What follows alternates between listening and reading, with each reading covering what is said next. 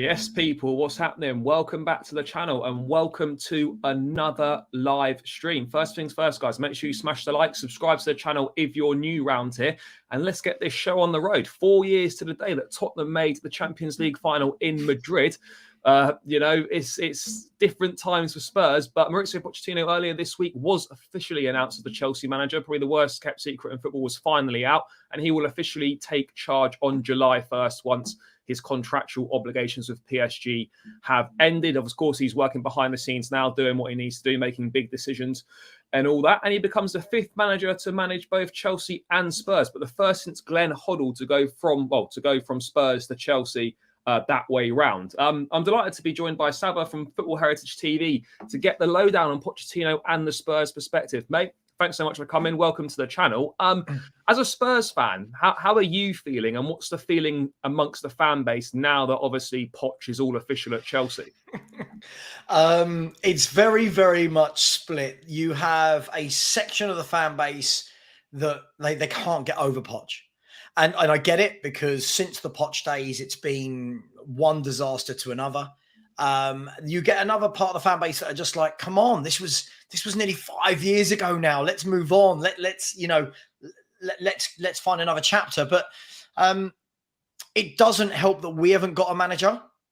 And I think that's a lot of, Poch was a lot of people's favourite to return. And there was that whole kind of romantic notion that Levy would ring him up and apologise and please come back, Poch, I love you and I'm so sorry. And it didn't happen. And then you guys have got him. So, Spurs fans just have to deal with it. Yeah, I suppose that's the only way. I mean, you've taken a couple of ours. You've had obviously Conte, Mourinho. Yeah.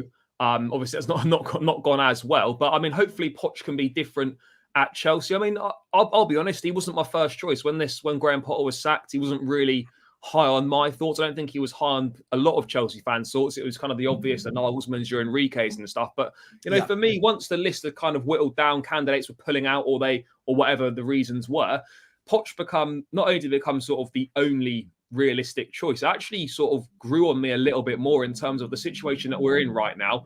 The oversized squad, the ability that he's got to work with young players, and the ability that he's got to kind of shape a quote unquote project, as it were, and kind of improve teams year on year, then it started to become a little bit more appealing. And you'll know much better than me, but I see similarities between what he's walking into now at Chelsea as to what he walked into at Tottenham in terms of a massively oversized squad, a lot of talented youngsters, and the ability and the freedom to go and mold a team how in his style and in his identity. Obviously, he'll probably get a lot more backing from Bowley and co than he did from Levy. But I mean, how do you see Poch and Chelsea? I mean, do you think we've got a lot to look forward to?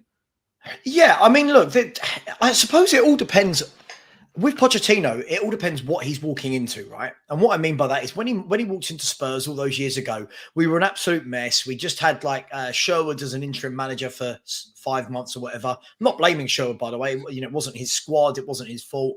But he picked up some good young players that weren't in any type of tactic, any type of formation. There was no real ethos at the club. And what he was very good at, but by the way, it didn't happen immediately, but what he was very good at is slowly working out, right, I've got some good players here. If I had a couple, I can build an 11. Now, I think what he's walking into here at Chelsea, from what I've seen, is a lot better than what he was walking into at Spurs. Now, you'll know better than me on this, but what I've actually seen of Chelsea this year, you're not the worst team in the world. You just don't have an identity and really struggle to put the ball in the back of the net, which is obviously the aim of the game.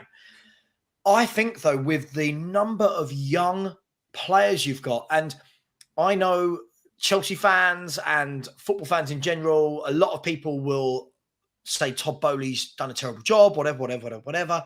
But what he has done from, I believe it's 14 or 15 signings so far, 12 or 13 of those are all 24 or under. And that is Poch down to a T, because what Poch is one of the best coaches in world football. Is he one of the best managers in world football? I'm not so sure. I think they're the heights he needs to get to. But as a coach, Charlie, he will get a young, hungry, fit team that press, that defend as a unit, that attack as a unit, that play some good football.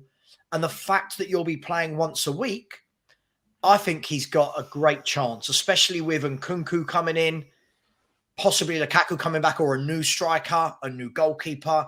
You guys are talking about Ugarte. Yeah. I think you're onto a winner. I really do. There's definitely room to be optimistic, of course, and you'll get the naysayers that are like, "Oh, he's not won anything." Yeah, obviously, you can't discredit trophies at PSGs are trophies, but I get people when they say like, anyone could pretty much win the league with PSG and the French Cup and all that sort of thing. But you still got into a very difficult environment, managing difficult players, big egos, a lot of politics at the club. That's a difficult place to succeed, and not many managers. All right, the style of play there wasn't great at PSG from him, and he wasn't particularly popular with the work that he did there. But ultimately, he's not really achieved anything less than anyone else that has been at PSG recently. Yeah, you could say Thomas Tuchel got to a Champions League final, but in terms of domestic success, he basically achieved the same as everyone else. I don't think you can look at PSG as a failure on his part. I think he would have learned a lot from it. And I think from a Chelsea perspective, the really important thing is that now that we've got the footballing department in place, now that, the manager's in place, he's got his backroom team in place, Bowley can kind of take a little bit more of a back step from the footballing side of things now and allow Pochettino and the recruitment team and the football side of things to go and do your thing. I think it's really important that Bowley doesn't try and get too involved. I mean, what's Pochettino like in terms of working with owners and stuff? Because I imagine that Bowley is probably a little bit more hands-on than, say, Daniel Levy would have been. Yeah, but Daniel Levy is notoriously a massive pain in the backside. Look, I think, just quickly before I answer that, what I will say is, from a Chelsea perspective, I think what you guys need to do is realize that you're not where you were. And I think a lot of sensible fans will realize that. But if you're expecting Poch to come in and in 1 year you're winning titles and not Champions Leagues, obviously you're not in it, but if you expect him to come in and be in a title race in year one, I feel like that would be quite naive. I think give him the year to get a team ethos going, to get a team strategy. Look, apparently he's already come in and been a bit ruthless in terms of, look, Kovacic going out, Felix, Loftus-Cheek, he doesn't want Felix back. Mason Mount, they're talking about going. Let him do what he does with these young players.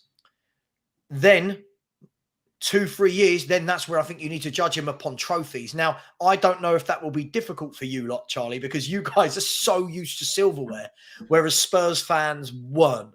But in general, how he acts with the owners, I feel like he always seemed to get on with Levy. Until that sort of last year when he started making statements like, he started flirting a bit with Real Madrid, started flirting a bit with Man United. Then he came out with a famous quote of, we need a new rebuild. And, but he didn't seem to do anything to rock the boat. I don't think he's that kind of guy. But hey, this is different level at Chelsea to Tottenham, right? What your expectations are going to be very different to what ours were. So, give him time. I think he'll get the best out of Enzo, Mudryk, players like Conor Gallagher. I think he'll like for the pressing and that kind of thing. I think you've got a good defence when they're all fit. I think you'll be just fine under him next year. Yeah, I'm excited for it. I think a lot of Chelsea fans are excited for it. There's still a small section of the fan base that can't see past the Spurs links, and when things don't go well, that'll be the first thing that they throw at him. And the fact that, as I mentioned, he's perhaps not won anything of significant note, and that's a fair. I think that's a valid criticism. But then you can also look at it. Well, he's not necessarily been at clubs other than PSG where you're in a position to win significant trophies, and I don't think he gets enough respect for taking Tottenham to that Champions League final. The win against City, yesterday against Ajax, maybe you could say it was slightly fortuitous in the circumstances. And the final didn't particularly turn up against Liverpool in a drab final. But, that shouldn't be overlooked. And the fact is that, Spurs under Pochettino were a constant threat. Whereas now, they can win the odd game here and there, but they're not looked at in the same way as they were under Poch. Poch had them playing really good football, Rose and Walker bombing up either side, Dembele and Eriksen playing, Kane, Son, Ali. Like, it was exciting, man. It was really exciting. So when you look at what Chelsea have got in terms of the squad, the young players, what sort of system does Poch tend to prefer to set up? Are we looking at a 4-2-3-1, sort of a 4-3-3, or kind of looking at tactical fluidity and various variations? Yeah, during his time at Spurs, it was predominantly more a 4-2-3-1. But he did at times go to the wing-back formation when he would sandwich either Dyer or Sanchez in between Alderweireld and Vertonghen. But where we had our best success loosely, where we had our best times under Poch would have been definitely when he played the four with Walker, Vertonghen, Alderweireld, Rose, Wanyama and Dembele in front, Ali, Eriksson, Son, Kane. That 11 kind of writes itself. What you will find is that everyone will pull together in the same direction. Because at the moment, what I see from you, it's not that there's not talent there. I just see that every week you're playing a different 11, a different formation. There's no partnership allowed to build up anywhere on the pitch. Like one game I'll watch and you've got Azpilicueta and Thiago at centre-half. The next game it's Fofana and Badiashile. One game it's Cucurella at left-back. Then it's Chilwell. Then, do you know what I mean? It's just Poch will get you a steady 11 for the first year. I'm not saying he won't use any more players, but he'll have his 11 that he knows, that he trusts. And what I would say, Charlie, as well is I don't think, and Spurs fans might disagree with me, I don't think Poch's greatest achievement at Spurs was getting to the Champions League final. And I know that sounds funny, but it was a very strange run during a period of time where his league form was terrible. For me, it was the fact that he came to a club that was in a complete shambolic mess, got rid of some deadwood, added 3 or 4 players to 7 that were already there and coached them into a team that everybody in the country I'm not saying Chelsea fans, but most clubs in the country enjoyed watching us play. We had a vibrancy about us. We pressed, we attacked quickly, we defended well, we were strong in midfield.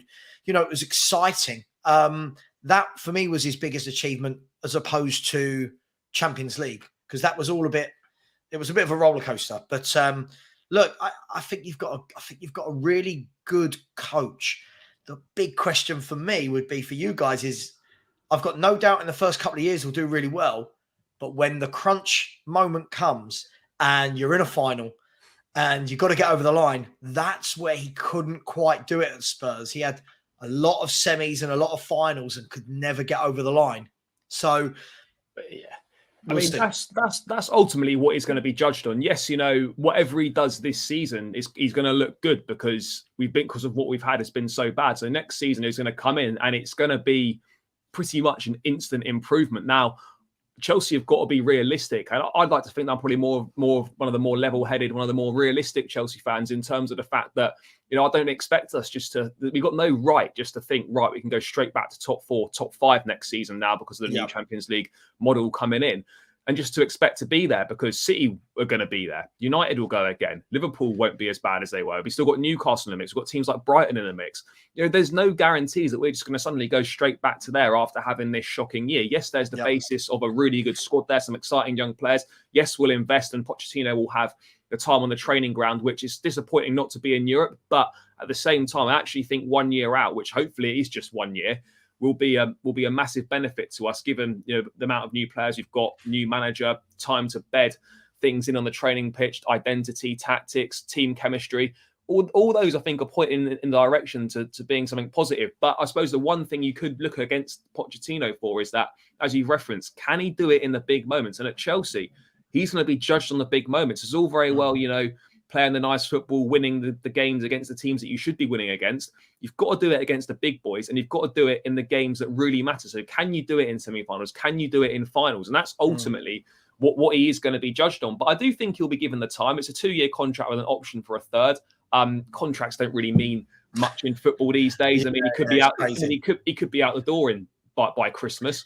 But yeah, I'm excited for it. I mean, we've had a lot of... First and foremost, he's got to get you back there, right? Like, if you know, I think before you guys worry about the big moments, let him get you back there. And we had a lot of chat last week when we were doing the William Hill thing. And for me, football fans now are just, everything is now. Everything is right nowism. And I think if the Chelsea fans remain patient, right? Let this man build. He's in your club now. He's going to have the summer with these players. He's going to get some top play. Already you've got Nkunku coming in.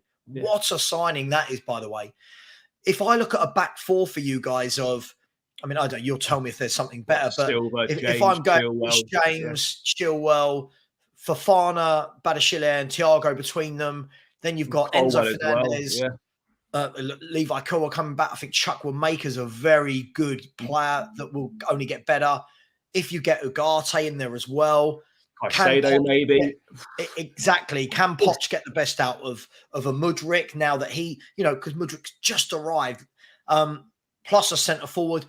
I think you've got some really exciting times ahead as long as Chelsea fans realise you're not what you were a couple of years back. And I'm not having a go. I'm a Spurs fan. We're not. We're not. You're not where you were. But that's what so many people don't realise, though, is because and myself from a generation of Chelsea fans where all we've grown up with following the club is success, and then the default reaction to not being successful is to push the eject button on the manager.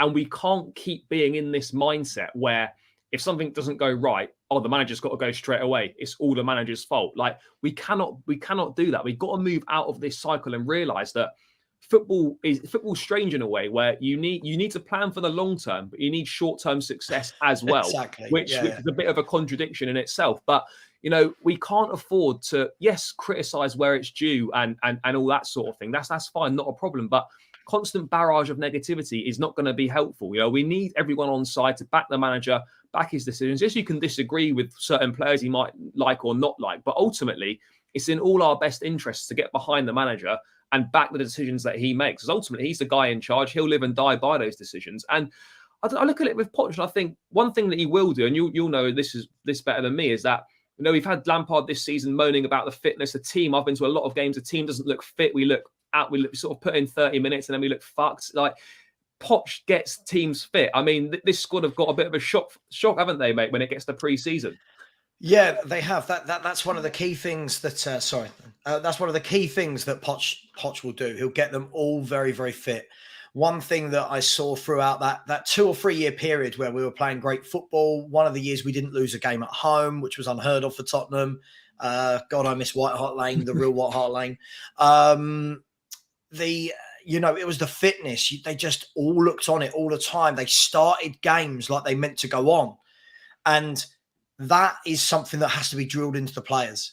So listen, I think he's making the right moves already. You'll know better than me, but I think you need to get rid of the Azpilicuetas, the Ziyech's, the Aubameyangs, the Kovacic's, and get through this new ilk of players.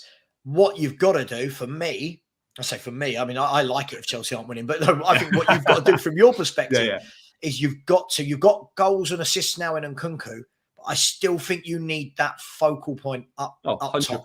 We've got no goals in the team. I don't know. Listen, I don't know the Lukaku situation. I quite think Poch would work well with him. I think if you had Lukaku and Nkunku and Mudryk on fire, I don't think that's a bad front three if Poch is allowed time to gel. I'm not saying it will be that free, but I don't think that's a bad front three unless you're looking at a Vlahovic, maybe Martinez, right, someone of that ilk. But listen, that's how he plays. What he doesn't do, he doesn't use a lot of players. Whether he was at Southampton, whether he was at Spurs, PSG, he doesn't notoriously use a lot of players. So he'll have his 11 and then 3 or 4 that he likes, and you'll find that there won't be massive squads. And that, for me, would be an issue for you if you then get back into Champions Leagues and you've got the bigger squads and you're trying to win things. But in the short term, I feel he will get you super fit. He'll get the players super hungry.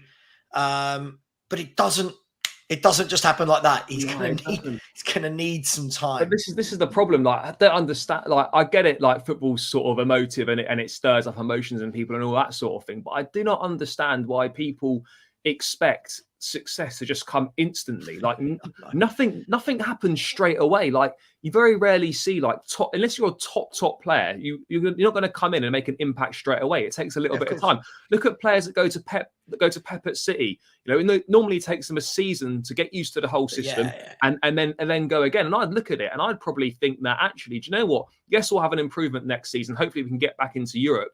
But I actually think the following season is where we're going to probably start to see the best of Pochettino's work. Like, this first season is going to be a lot of, finding out about the club, finding out a bit about himself, finding out about the squad, the players, who's buying into this, who's not on board with this. And then it could take a year for us to actually start to see you know, the work that he's going to put in. Because in his first season at Tottenham, if you can remember back to it, it wasn't great. It wasn't great, was it? He was. To be fair, in his first season at Tottenham, there were a lot of talks of him getting the sack.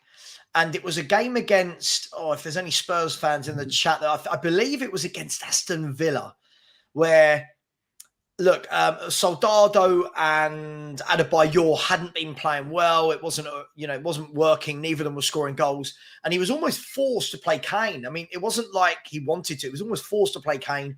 Kane got a free kick. I think we won the game. And then we sort of kicked on from there in the next season.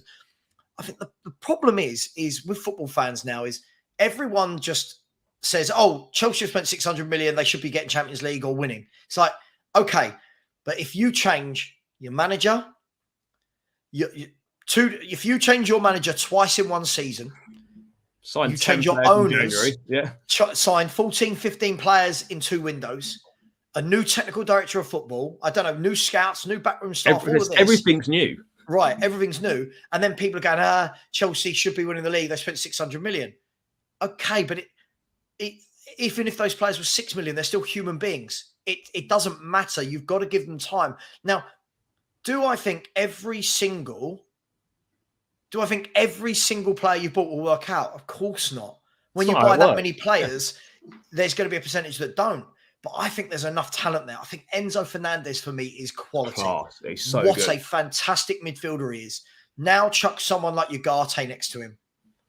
Right now, you've got Ugarte, Enzo Fernandez, and Nkunku. What a basis that is. That three. Now, if you can get the other 2 or 3 on this side, I think it's good times. He will whip you into shape. He will get what you'll see that you've not seen this year from your team, or what I've not seen when I've watched Chelsea, is an intensity.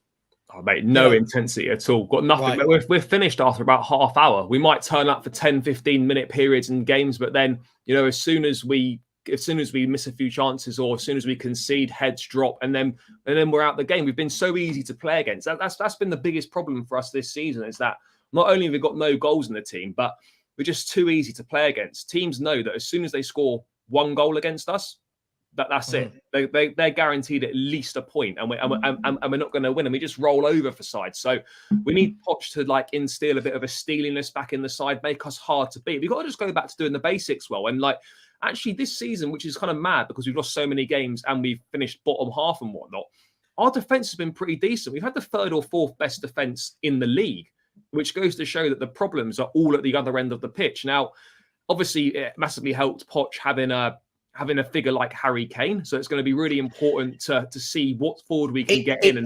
But Charlie, he wasn't when he first came to the club. You've got to remember, Harry Kane was just a kid not getting games. Yeah.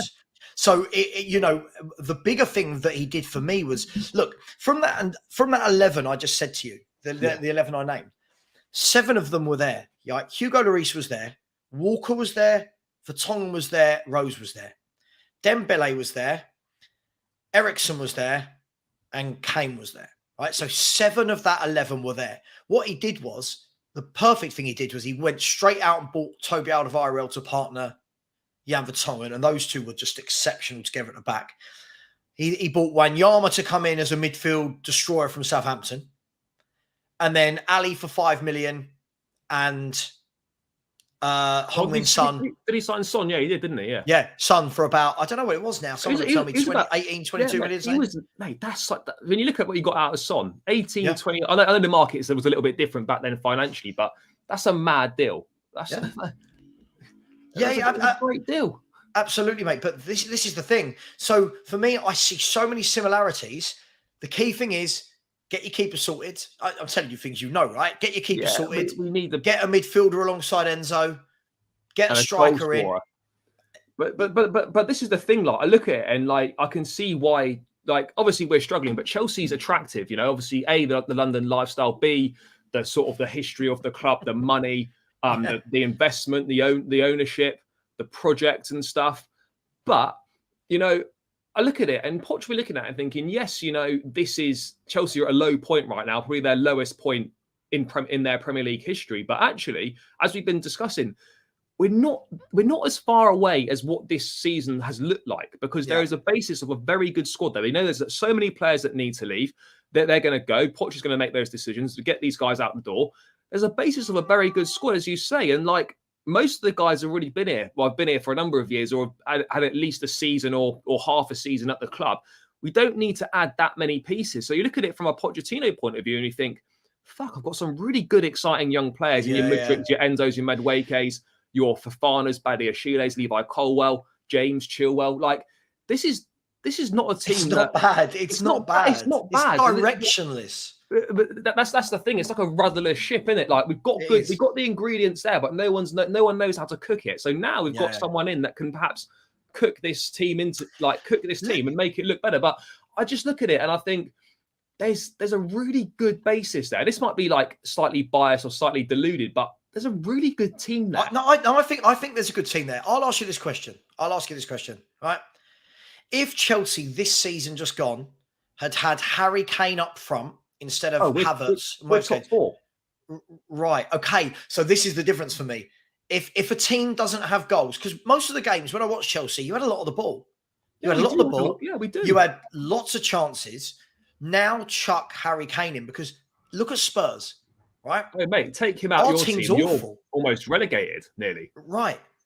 So now chuck Harry Kane into any team. Chuck Harry Kane into Chelsea. All of a sudden, you're not having the season you're having. That's what Poch needs. I'm not saying Kane, but that's what Poch needs to find a solution to. And listen, I didn't want Poch back. I'm going to be honest. I'm singing his praises here, but I didn't want him back purely because I feel like he's coming back to a worse mess than when he joined us the first time. And I don't see the point. I don't feel like anyone should have to. I don't feel like anyone's done anything that wrong in their life they deserve to manage Spurs twice. Do you know what I mean? Like no one should have to go through that. But for you guys, look, I see a decent season. But like you said, I think this is the key thing. I think a lot of football fans now, I'm seeing people say, well, if Liverpool don't win the league next year, Klopp's flopped. If Arteta doesn't, he's flopped. If Pep doesn't, he's flopped. How? It's mad. One team can win the league, right? One team, and there's even like you said, Aston Villa are starting to like they've even. I know they're not probably not going to get him, but they tried going for players like Asensio. Yeah, he's just gone to PSG. Done. Yeah, he's going to PSG. Yeah. But like that's what I mean. They're making those moves. Yeah.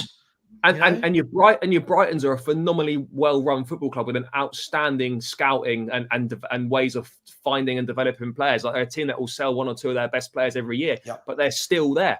They could be there to stay. About Newcastle, which like is a worrying proposition. So gone are the days now where you could pick the top 4 every season. Now it's about 6 or 7 teams that can finish. Now you just pick Chelsea and then ask who's going to City and ask who's going to be 2nd, 3rd, and 4th. Yeah, that's kind of basically. There's so many teams. Many teams. There now. are. I mean, just in terms, mate, of Poch from more of a Spurs perspective. Obviously, next season it's going to be interesting when it's Chelsea Tottenham at the Tottenham Hotspur Stadium. Do you think? I mean, has this tainted his reputation? Not his reputation, I suppose, but his standing within Tottenham. Are you personally bothered? Are the fan base bothered about him joining Chelsea? Because for me personally, like Mourinho going, Conte going. Wasn't really that bothered. The work that they've done at Chelsea will never be forgotten, despite them going to Spurs. It's not a big deal. But I suppose the other way round, where it must surely hurt a bit when you see Poch, in the Chelsea tracksup, and all that sort of thing. But maybe if he's lifting trophies, would that get? Because look, I think that we aren't the same as you. Yeah. We're not a team in the last 20 years that are still like you're the most decorated club in the country for the last 2 decades. We have won 1 trophy in the last 2 decades. Well, right? So it's like, right. We beat you with, wasn't it? League Cup. Woodgate, and I think what was it? A Berbatov penalty was the other one. I think it was possibly. God, yeah, what a player! That was a bad day. But we're look. That's the thing. Look, for me, I think if Poch was manager now of Spurs and moved from Spurs to Chelsea, you're seething. It's been 4.5 years or what? I don't know what it is. 4.5, 4 years. I don't know. 5 years. He's gone. I've moved on. It's nothing to do with us as far as I'm concerned. However, that's me. Right? I like to think I'm quite level-headed. There's a lot of fans that this week on social media, I've seen fans posting videos of them burning his autobiography, Jesus, burning their Spurs shirt with Poch on the back, and he's a traitor. And I'm like, wow, this is mad. Like, he's kind of mad. He doesn't owe us anything. No. So look, I'm not bothered, but many will be. And I think when he comes back, I think you're going to see a real mixture of boos and clapping. I don't know. I think it's going to just be a noise. You know what I mean? Just like a boo. Like it's just. I don't know, but look, for me, I don't care. I don't care that he's gone to you guys. I don't wish him luck. I don't. Obviously, Spurs, Chelsea, but yeah, of course, yeah. He go and do your thing. That's not really what it comes down to, isn't it? Like, you know, you Spurs fans, he'll always have a place in Tottenham's history for the work that he's done there and whatnot. And I still think, you know, he probably deep down he still has a love for the club in a certain aspect. But at the end of the day, these guys are professionals. This is work. This is life. It's their job. Yeah. Now, are you telling me or you, where if the line of work that we're in, for example, if someone came and said, oh, by the way, Chelsea, I don't know what money they're offering him, but like if you were offered to go and work for a rival company and they were going to pay you twice as much money with better conditions and whatnot, better people to work with, and you're going to be branded a traitor for doing that. But it's not even like he's moving to a rival company. No, he's not moved from us. Like he's been away from this company for 4 or 5 years. Look, I think, as I said, as I alluded to at the beginning of the show, it's come from that pain from Spurs fans of the last year under Poch wasn't great. I think the Champions League final papered over cracks. Some of it I put on him. Others, a lot of it, I think you found out the other day when we were filming that I hate Levy and the owners, so I put most of it on them. But I think what we've seen since then has just been one mess after another. And I'm not blaming the managers. I'm blaming that the club hasn't built anything. There's no structure. We've had, since Poch, right, here's a stat. 5 years ago, Poch was the last manager to start a season with Spurs and finish it. Yeah, that's kind of mad. Right. In that time, we've sacked Poch. Jose came in, finished that season. Jose started the next season, was sacked. Mason finished it. Nuno came in the next season. Conte finished it. Conte started the season. And then Stellini. Well, Stellini didn't even finish it. Still in a Mason. So when you look at that, you know, from our point of view, there's no stability. And I think Chelsea should learn a valuable lesson from that. You can keep sacking managers when you've got the squad you guys used to have. You know, that was the thing, because we were ready to win now. And that's the key difference, because like people always go on about, oh yeah, well, the hire and fire stuff, it works and we won loads of stuff. Yeah, that's because the majority of those Chelsea teams were ready to win there and then. So you put a top manager in there and they're probably going to win. The league wasn't as competitive. City weren't as good as they are now and whatnot. And those teams are ready to win now. The difference right now at Chelsea is that this team's not ready to win yet. It's very good and it's not far away, but it's not ready to win yet. And football's changed. Gone are the days now where you can sack a manager, put someone in, they win the league in their first season, or they win, or they win major trophies. Looking at it now, there's no coincidence that obviously I know City, you could say you could almost put anyone in that job and they probably win the league, or they're pretty close, or they'll pick some trophies up. But now you need to have someone in place, in my opinion, for a number of years to try and build something, because otherwise you end up in a situation like we've had at Chelsea, where because we've sacked so many managers so frequently, you've got a completely misshaped squad where it's got four or five different managers worth of players. Half the players aren't fancied. You've got players on massive contracts that you then can't get rid of. And it's an absolute mess. And that's exactly the situation we're in now. It's a complete mess. I think the thing is as well, what you end up doing is accumulating a lot of players that play different formations for different managers. I think, look, if a club is going to be consistent in terms of, if you are going to bring in manager after manager, even if you let them go that are the same ethos, they don't have to be identical, but the same ethos and kind of beliefs as the manager before, i.e. De Zerbi going into Potter, similar, but took them to the next level. But again, it's that same style of football. If you float around from this manager who's defensive to this manager who's attacking, this one's 4-4-2. 4-4-2. What am I, 100? This one's 4 at the back. This one's wing backs. If you do that over time, you're not gonna see anything. And that is what I've seen from you guys this year. Was every time I watched it, and I married into a Chelsea family, by the way. So my brother-in-law and father-in-law are Chelsea. And every time I'd sit down and watch the Chelsea games with them, they were just like, oh my God, he's made like, whoever it was like 7 changes this week. Oh, back 4 this week. Oh, we're playing a back 3 next week. You can't do it. You've got to have some core beliefs. And if you start with Poch and everything isn't swimming after 6 months and you're 7th or 8th and fans are going, oh my God, we should be 4th or whatever, then you bring in a new manager and that new manager doesn't play the same pressing game as Poch. He plays something else.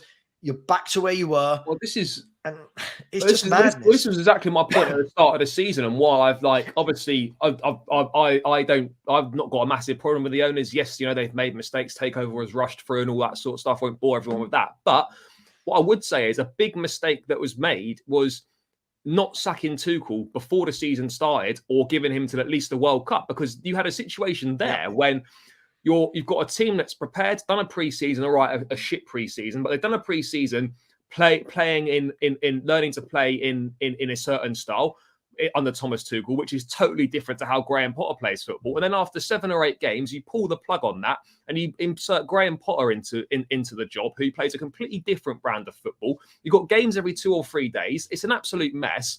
And you're expecting it to work out. And when did Potter come in? When did Potter join you? September. Right. So Potter's come into what is a mess, right? He's come into a club that is a mess with new owners, new technical director, players that were signed for Tuchel. Whether Tuchel wanted them or not is irrelevant, right? They were signed for Tuchel. So he comes in, he has 3 months, then there's a month break where obviously most of your players are going to be at the World Cup because you're Chelsea, right? Yeah. And then he gets 3 months either side. How's a manager meant to do anything with that? How is he meant to do a thing? They've got to, surely managers have got to have, first of all, the summer. And this is what's frustrating. Sorry to bring it to Spurs. That's what's frustrating me now. Yeah. Spurs, the summer started. Everyone seems to be offering for players, buying players. We don't have a manager or a director of football. So right now, I see all these rumours coming out like Spurs are looking at this player. And I'm like, who's signing him? Are they? Who's looking at that player? What? The imaginary manager is looking at this player, right? And I just think by the time we get a manager in, how much of the summer is that manager actually going to have in terms of training, getting rid of Deadwood, bringing in their own players, implementing a philosophy? And then what will happen is, if in 3 or 4 months next year that manager hasn't hit the ground running, whatever that means at Tottenham these days, fans will be like, get him out. Told you. Like if it's Postecoglou, who's the favourite, told you he's rubbish. He's from Celtic. Get him out. Get this person in. Okay, what? So then we get another manager that starts halfway through a season with somebody else's players. Then we don't like what they come in and like. Surely at some point, clubs like Spurs, like Chelsea, have to say, right, you got 3 years minimum. Yeah. You've got 3 years, and unless you're getting us relegated, we're going to stick by you. I agree, mate. Unless it becomes literally sort of untenable in a sense that you're bottom half of the table, you're out of all the cups. The support is against the manager. Like I think we are by January. You mean? Yeah. but I think you've got to be realistic and like think that. These guys need time, and there's going to be bad periods. Chelsea are going to go through bad periods next season. Poch might lose 3 or 4 games on the spin, or he might lose 3 in 5, 4 in 10, or whatever it is. But you've got to stick by him. The answer is not always to get rid of the manager, because all you're doing then is you're sacrificing building something successful for the long term for the sort of the dopamine hit of getting a new manager bounce. You might win 3 or 4 games, and then you sort of forget about all the problems that are there that haven't been solved. And then once that new manager bounce is gone, you're having the same conversation, but you just got a different man in charge, and you just rinse and repeat the toxic cycle. So until I think this is just a problem within football, within fan bases. Not every fan of every team, but yeah, of course, you're seeing now sort of an instant demand for success, and that if a manager loses a couple of games, they're shit or they need to go. Look at Ten Hag. Madness. Look at the first 3 or 4 games for Ten Hag this season at United. Lost 4-0 to Brentford and lost 2-0 to Brighton, didn't they? First exactly. 2 games. Yeah, they were getting hammered, and everyone was like, Ten Hag out, 10. It's like, whoa, like, managers aren't magical. Even let's take it to the extreme. Even let's look at the master of coaching, Pep Guardiola. Right, Pep Guardiola's first season at Man City, he finished third, and everyone was saying, "See, his style of football can't do it in the Premier League. He's not good enough for the Premier League." Since then, he's won. Is it 5 of the last 6? Like, you give someone time, let them build what they're going to do, and that can happen. But I just worry from some of the Chelsea fans I know. It's gonna go. I bet you. Yeah, sorry, mate. I don't know what happened there. Yeah, say that again. Yeah, I just worry from the Chelsea fans that some of the Chelsea fans I know, that they'll be so impatient, and if it's not going well, it looks like we've lost Charlie, and if it's not going well, then they'll want Pochettino out immediately. And I feel that would be a mistake. I really do feel like I'm on my own. I'm on my own on a new person's channel. This is exciting. Anyone in the chat, what do you think, Chelsea fans? Are you excited about Poch? Do you not from Spurs? So I was just ad-libbing there, Charlie. Just a bit of ad-lib. Yeah, sorry, mate. I my StreamYard just for some reason closed itself down. Yeah, no worries, mate. Carry on, mate. Yeah, no, I was just saying, look, that a lot of the Chelsea fans I know are level-headed, but a lot of them I know aren't. And I just feel that if you get into that trap of after 10 games, I'll see ex-Spurs, Spursy, I think you're going to have to give someone time. And you look at all the successful managers over time, right?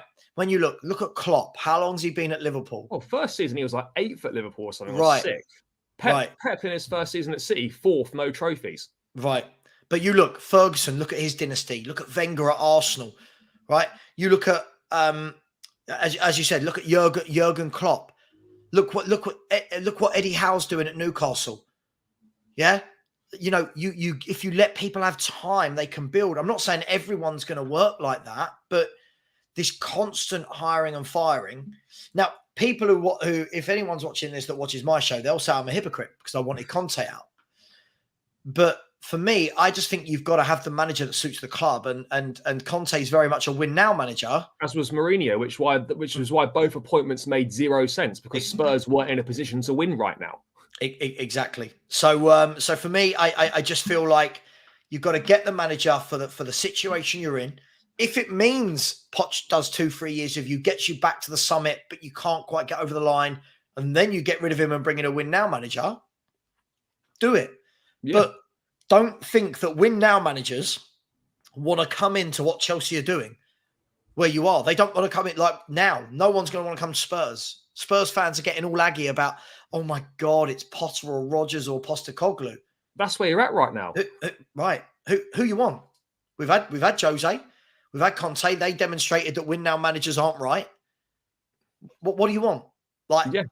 That is the problem in itself, is that, like, I think fans and the Chelsea fans have been guilty of it, I'm sure Spurs fans are as well, and many other clubs, is that they think their clubs are a lot more attractive or a much more of a better proposition than they actually are. And they sort of run away from the reality, where the reality at Tottenham right now is that, yes, they've got a great stadium, great training ground, but the actual footballing side of things, that's not appealing to top managers. And that's the harsh reality. I'm not sure if a lot of fans are ready to accept the fact that their club, that they love and they've supported for God knows how many years, is actually not an attractive proposition right now. And you might have to go and get someone of a lesser ilk to build the team back up and then make Spurs look slightly more attractive. Because right now, managers are going to Tottenham for the stadium and the money.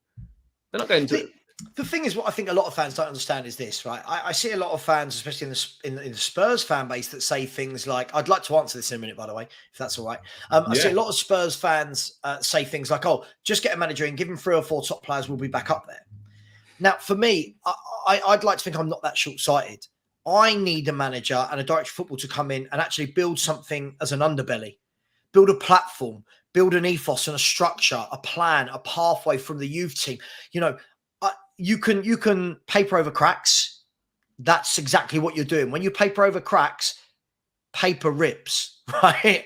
Paper rips, doesn't it? And you get back to the cracks. So look, I've said this for next season for Spurs. I know you didn't ask me, but I'll tell you anyway. Yeah, I said this. Do it, mate. Do it. I want someone like a Potter or Postecoglou, someone that will come in with no ego, someone that will come in, give them time, no expectations. I don't care about European qualification next year.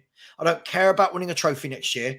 I want to see a manager come in and start to build a team that looks and resembles a Premier League football team.